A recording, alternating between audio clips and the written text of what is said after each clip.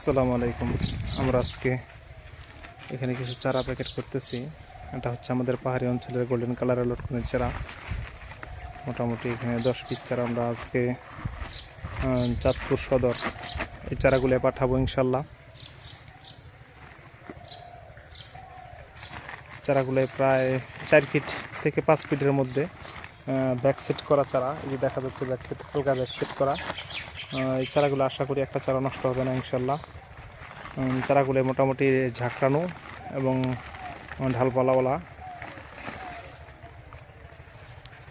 আমাদের চারাগুলো এই প্যাকেটিং হচ্ছে। পিছনে দেখা যাচ্ছে আমাদের যে নার্সারিটা, এখানে অনেক লটকনের চারা আছে। পিছনে দেখা যাচ্ছে লটকনের চারা, ছোট সাইজের, বড় সাইজের, সব ধরনের চারা এখানে আছে।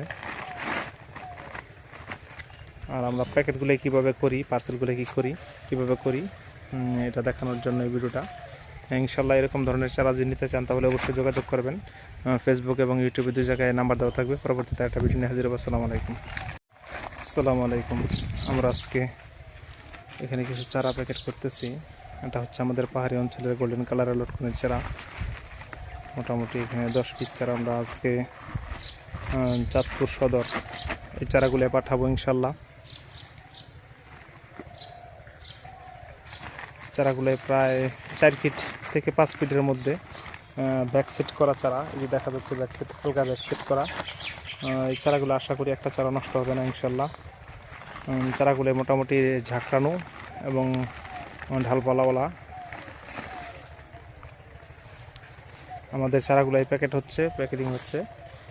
পিছনে দেখা যাচ্ছে আমাদের যে নার্সারিটা, এখানে অনেক লটকনের চারা আছে। পিছনে দেখা যাচ্ছে লটকনের চারা, ছোট সাইজের, বড় সাইজের, সব ধরনের চারা এখানে আছে। আর আমরা প্যাকেটগুলো কীভাবে করি, পার্সেলগুলো কীভাবে করি এটা দেখানোর জন্য এই ভিডিওটা। ইনশাল্লাহ এরকম ধরনের চারা যদি নিতে চান তাহলে অবশ্যই যোগাযোগ করবেন। ফেসবুক এবং ইউটিউবে 2 জায়গায় নাম্বার দেওয়া থাকবে। পরবর্তীতে একটা ভিডিও নিয়ে হাজির হবো। আসসালামু আলাইকুম।